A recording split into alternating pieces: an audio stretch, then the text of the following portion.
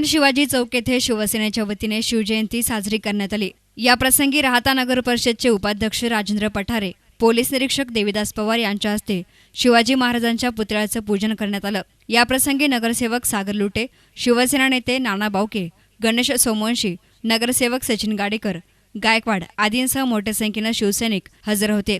गेल्या कित्येक वर्षांपासून शासकीय गोदामात बंदिस्त अवस्थेत ठेवलेल्या महाराजांचा पुतळ्याला शासनाने बाहेर काढून शिवाजी चौकामध्ये सन्मानाने बसवण्यात यावे अशी मागणी करत गोदामाच्या दारास याप्रसंगी फुलहार घालत गांधीगिरी करण्यात आली। याप्रसंगी उपाध्यक्ष राजेंद्र पठारे यांनी आपली प्रतिक्रिया व्यक्त केली।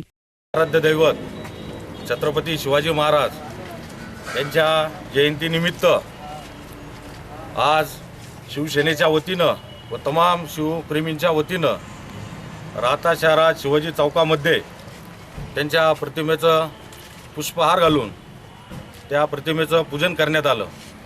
तसंच सर्व शिवसैनिक व नागरिक गेल्या कित्येक वर्षापासून एक राजकारणाच्या विळख्यात छत्रपती शिवाजी महाराजांना या ठिकाणी या गोडाऊनमध्ये डांबून ठेवण्यात आलेलं आहे।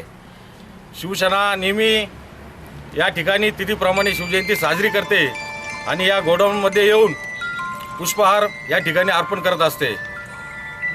हा छत्रपती शिवाजी महाराजांचा जो पुतळा गोडाऊनमध्ये डांबून ठेवण्यात आलेला आहे, हा लवकरात लवकर या ठिकाणी काढून शिवाजी चौकामध्ये भव्यदिव्य अशा स्वरूपात बसवण्यात यावा यासाठी शिवसेनेचे नेहमी प्रयत्न सुरू आहे।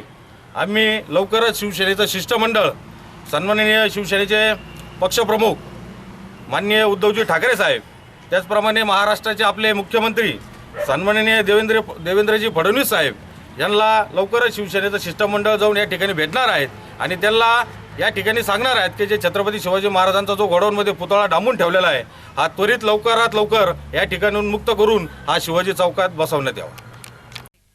News reporter Sandeep Pawar, S9 media, राहता।